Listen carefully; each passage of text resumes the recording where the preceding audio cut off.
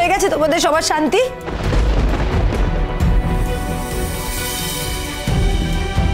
পরে নিয়েছি আমি সিঁদুর, উনি আমাকে সিঁদুর পরিয়ে দিয়েছেন।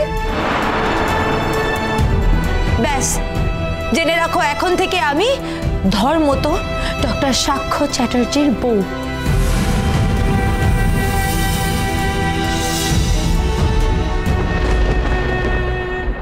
কেউ আর নার্সিং হোমে যাবে না, নার্সিং হোমের কেউ আর কোনো ক্ষতি করার চেষ্টা করবে না। ওখানে অনেক পেশেন্ট থাকে, অনেক মরণাপন্ন পেশেন্ট থাকে। আমি কিছু বুঝতে পারছি না বাবা। আমি ফিরে যাবো বাবা। আমি যেখানে ছিলাম সেখানে আবার চলে যাবো, প্লিজ। চলে গেলে কি হবে? বিয়েটাকে তো অস্বীকার করতে পারবেন না। তুমি তো বাবা পালিয়ে গিয়ে তোমার দায়িত্ব এড়াতে পারবে না। আর তুমি তো বিয়ে করে ফেলেছো। হ্যাঁ,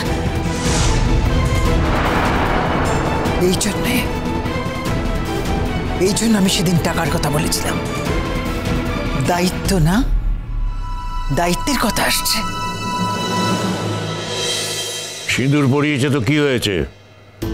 সিঁদুরটা তো জোর করে পরানো হলো, সেটা তো সচক্ষে দেখতে পেলাম। এই সিঁদুর পরানোর কি কোনো মানে আছে? এই সিঁদুর পরানোর কোনো মানে নেই। আমরা কিস করবো, থানায় যাব, তখন বুঝতে পারবে।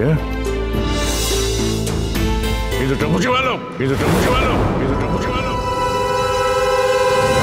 কি বললেন? মেয়ের মাথার সিঁদুর মুছে দেবেন? নিশ্চয়ই মুছে দেবে। জোর করে সিঁদুর পরানোর কি দাম? মাসিমা, কে জোর করে সিঁদুর পরিয়েছে? জোর করে তো সিঁদুর পরায়নি। আমার মেয়ে সিঁদুরটা নিয়ে এসেছিল, নিয়ে এসে ওর হাতটা সিঁদুরে ঠেকিয়ে নিয়েছে। কিন্তু যদি ওর ইচ্ছে না থাকতো তাহলে ও তো হাতটা সরিয়ে দিত।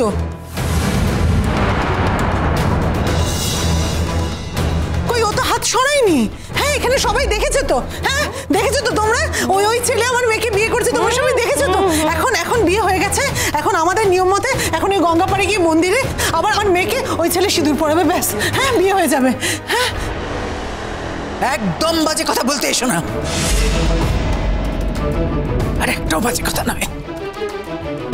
বস্তিতে থাকি না তো আমরা।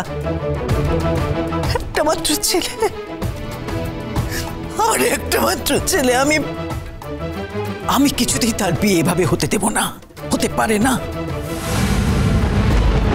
কিভাবে করাবেন? করান না, যেভাবেই করান আপনারা করান। বড় করে অনুষ্ঠান করে আপনারা বিয়ে করাবেন তো করান না। আপনাদের পয়সা আছে, আমাদের তো পয়সা নেই, আমরা ওইটা করতে পারবো না। এখন সিঁদুর পরানো হয়ে গেছে, এরপরে নিয়ে যাবো গঙ্গার ঘাটে।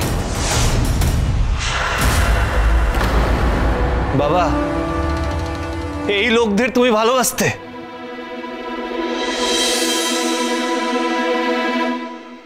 একটা চূড়ান্ত ভুল বোঝাবুঝিতে তোর এত বড় একটা বিপদ হয়ে গেল। ভোলে বাবা পার করেগা, সোম থেকে রবি প্রতিদিন বিকেল 5:30টায় স্টার জলসায় ও জিও হটস্টারে।